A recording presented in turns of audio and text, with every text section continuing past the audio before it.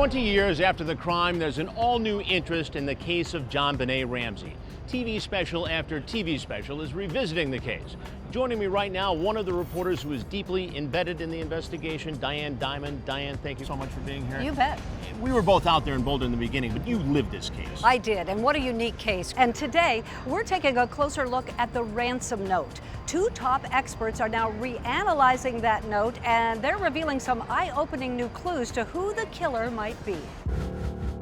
Listen carefully. We are a group of individuals that represent a small foreign faction. We have your daughter in our possession. This is how the ransom note left on John and Patsy Ramsey's back staircase began. Hours later, JonBenét's father would find her body in the basement. Her skull had been crushed, her hands and feet bound. There was evidence she had been sexually abused, and a nylon cord was wrapped tightly around her neck. Almost immediately, suspicion turned to the parents. Headlines splashed across the tabloids declared them guilty. None of their public statements seemed to sway the court of public opinion. Let me assure you that I did not kill JonBenét. I did not have anything to do with it.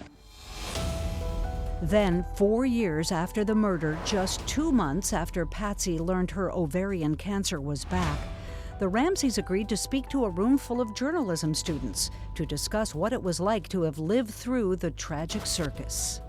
There was a murderer in our home. Until now, the Ramseys' appearance seemed all but lost to history. We'd been, accused, tried, and convicted in the media of murdering our daughter.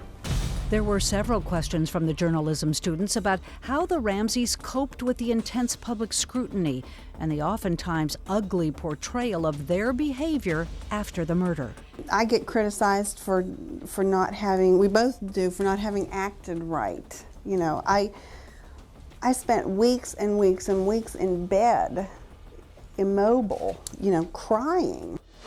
John and Patsy answered a variety of questions for more than an hour and a half, but naturally, there was just one question everyone wanted to hear them answer. Did they have anything to do with their daughter's murder? No, I didn't do it. Why do I have to defend myself? I have been, a good mother. This murderer is still at large. There is a madman out there. It would be another 8 years before a new district attorney in Boulder would exonerate the couple based on new advanced DNA results.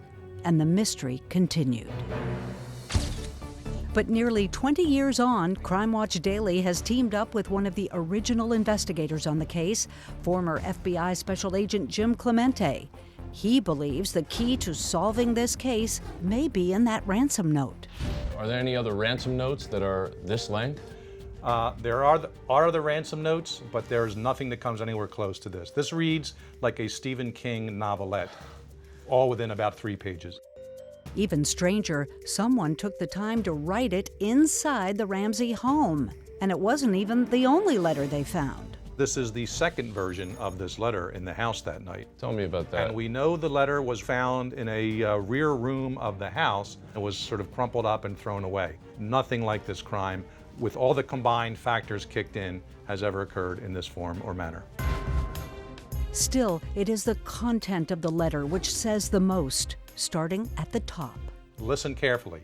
It's an interesting choice of words, considering a letter is a visual communication. There is no listening involved. It's almost like somebody was dictating this letter, perhaps. I think a strong possibility is that one was listening and one was speaking. What you're saying is that 2 people might have been involved in the composing of it. Yes, it was handwritten by one person, the composition most likely 2.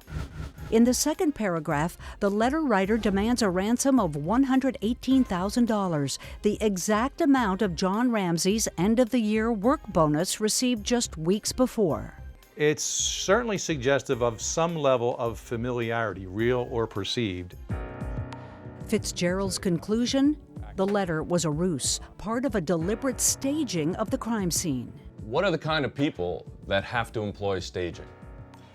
They are the kinds of people that would be considered likely suspects in a crime.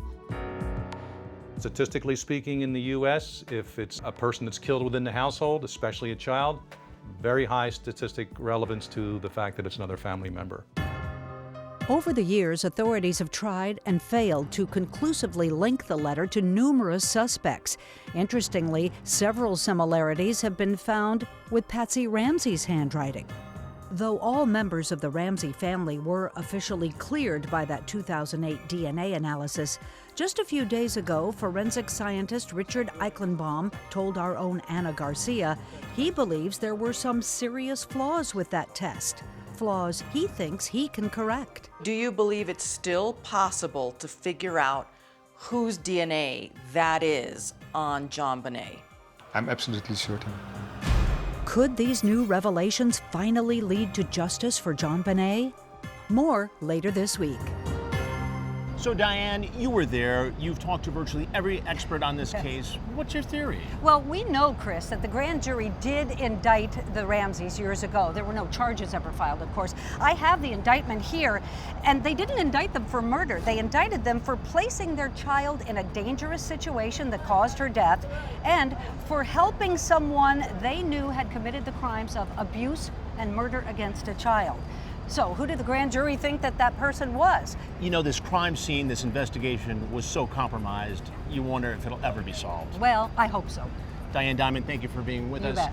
And of course, we've got much more on the JonBenét case right now on our website. That's crimewatchdaily.com.